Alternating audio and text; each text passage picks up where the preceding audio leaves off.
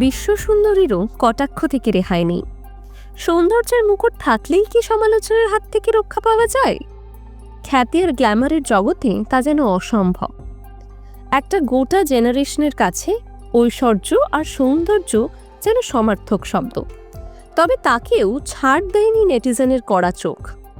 সম্প্রতি দুবাইতে global women's ফোরামে তার উপস্থিতি নিয়ে শুরু হয়েছে নানান আলোচনা। ঐশ্বর্য এই ইভেন্টে পরেছিলেন একটি রয়্যাল ব্লু কালারের গাউন, সঙ্গে ছিল ম্যাচিং জ্যাকেট। তার স্টেটমেন্ট মেকআপ আর খোলা চুল সবার প্রশংসা কুড়িয়েছে।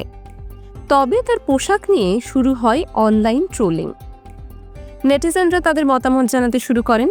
কেউ বলেছেন, সত্যি বললে এই ধরনের পোশাকে ঐশ্বর্যকে অনেক বয়স্ক দেখায়, মনে হচ্ছে 50-এরও বেশি বয়স। আরেকজন বলেছেন, ড্রেসটা খারাপ নয়, কিন্তু পোস্ট প্রেগন্যান্সির পর থেকে একই ধরনের জামা পরছে, তাই দেখতে একঘেয়ে লাগছে। কেউ কেউ আবার মজা করে প্রশ্ন তুলেছেন, ঐশ্বর্য স্টাইলিস্ট কে, জয়া বচ্চন নাকি? তবে সমালোচনার মধ্যেও অনেকে তার প্রশংসাও করেছেন। ঐশ্বর্য যদিও এসব নিয়ে একদমই বিচলিত নন। তিনি বুঝিয়ে দিয়েছেন, আন্তর্জাতিক স্তরে সেলিব্রিটিদের এত কথা গ্রাহ্য করলে চলে না। তাহলে আপনাদের কেমন লাগলো ঐশ্বর্যের এই লুক?